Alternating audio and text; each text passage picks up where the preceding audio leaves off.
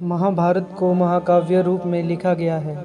भारत का ऐतिहासिक और दार्शनिक ग्रंथ माना जाता है।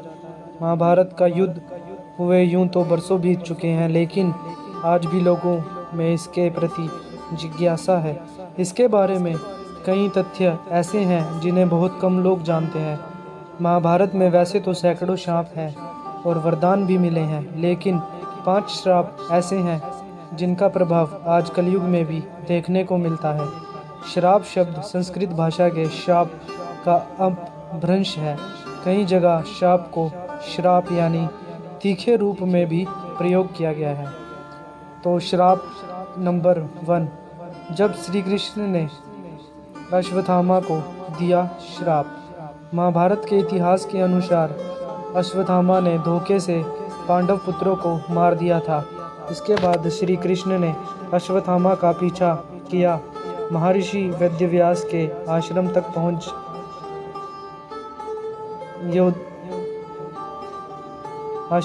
पहुंचे। युद्ध के चलते अश्वत्थामा और कुंती पुत्र अर्जुन दोनों ने अपने कमान से ब्रह्मास्त्र छोड़ दिया। यह देख महर्षि वेदव्यास ने दोनों को अपने ब्रह्मास्त्र वापस लेने को कहा। आज्ञा मानते हुए अर्जुन ने अपना ब्रह्मास्त्र वापस ले लिया, मगर अश्वत्थामा को ब्रह्मास्त्र वापस लेने की विद्या नहीं आती थी। अश्वत्थामा ने अपना ब्रह्मास्त्र अर्जुन पुत्र अभिमन्यु की पत्नी उत्तर की ओर कर दिया। श्री कृष्ण को अश्वत्थामा की इस गलती पर क्रोध आया और अश्वत्थामा को श्राप देते हुए कहा कि तुम 3000 साल तक पृथ्वी लोक पर भटकते रहोगे। तुम्हारे शरीर से लहू और पीप की गंध निकलती रहेगी। कभी भी और कहीं भी तुम पुरुष जाति के बात नहीं कर पाओगे और दुर्गम जंगलों में भटकते रहोगे। ये था श्राप नंबर 1। अब हम बात करते हैं श्राप नंबर 2 की। युधिष्ठिर का नारी जाति को श्राप। युद्ध संपत्ति के दौरान जब युधिष्ठिर को कर्ण की मृत्यु के बाद माता कुंती द्वारा पता चला कि कर्ण उनकी भाई था, यह सुनकर पांडवों को बहुत दुख पहुंचा और पूरे विधि विधान के तहत कर्ण को अंतिम संस्कार किया।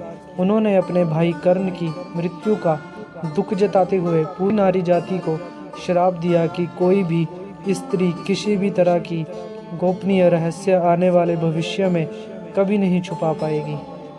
और यही रीज़न है कि कोई भी औरत किसी बात को ज़्यादा दिन तक छुपा के नहीं रख पाती। तीसरा श्राप, जब उर्वशी ने दिया अर्जुन को। कुंती पुत्र अर्जुन जब दिव्यास्त्र की शिक्षा पाने के लिए स्वर्गलोक गए तो उर्वशी नाम की स्त्री उन पर आकर्षित हो गई, लेकिन अर्जुन ने उर्वशी जैसी अप्सरा को अपनी मां समान बनाया। अर्जुन की बात सुन उर्वशी के मन में बड़ी क्षोभ हुआ और गुस्से में आकर अर्जुन को नपुंसक होने का श्राप दे दिया। श्राप देते हुए कहा कि तुमने नपुंसकों जैसी बात की है, अंत तुम्हें मैं श्राप देती हूँ कि तुम 1 वर्ष के लिए पुत्रहीन रहोगे। और फिर उर्वशी वहीं से चली गई। श्राप नंबर 4, यमराज को मांडव्य ऋषि का श्राप मिला। महाभारत के इतिहास अनुसार जब राजा ने ऋषि मांडव्य को सूली पर चढ़ाने को कहा, लेकिन लंबे समय तक सूली पर लटकने के बावजूद उनकी मृत्यु नहीं हुई। जब राजा को अपनी भूल का एहसास हुआ तो राजा ने महर्षि मार्कंडेय से अपनी भूल की क्षमा मांगी। जब ऋषि मांडव्य ने यमराज से पूछा कि आखिर बेवजह उन्हें झूठे आरोप से सजा क्यों मिली, यमराज ने ऋषि मांडव्य को ज्ञात दिलाया कि अपने 12 वर्ष की आयु में एक छोटे कीड़े की पूंछ में सीख चुभाई थी, इसलिए आपको यह कष्ट झेलना पड़ा। जब ऋषि ने यमराज का उत्तर देते हुए बताया कि 12 वर्ष की आयु में यह ज्ञात नहीं होता क्या धर्म होता है क्या अधर्म, और मुझे छोटे से अपराध के लिए इतनी बड़ी सजा क्यों, तब ऋषि ने यमराज को श्राप देते हुए कहा कि तुम एक शुद्ध योनि में एक दासी की कोख में जन्म लोगे। इस श्राप के कारण यमराज को विदुर के रूप में जन्म लेना पड़ा। श्रृंगी ऋषि का परीक्षित को श्राप। जब अंत में पांडव स्वर्गलोक की ओर बढ़ रहे थे तो उससे पहले पांडवों ने सारा राज्य अभिमन्यु के बेटे परीक्षित को सौंप दिया था। उनके राजा में सभी प्रजा बहुत खुश थी। मगर एक दिन राजा परीक्षित वन में आखेट खेलने आए और वहां उन्हें शाम की ऋषि दिखाई दिए। ऋषि अपनी तपस्या में लीन थे और उन्होंने मौन व्रत रखा हुआ था।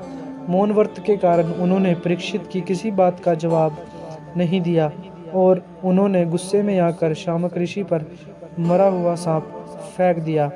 शामक ऋषि के पुत्र श्रृंगी को इस बात का पता चला तो उन्होंने परीक्षित को श्राप दिया कि आज से 7 दिन बाद तुम्हारी मृत्यु तक्षक नाग के डसने से होगी।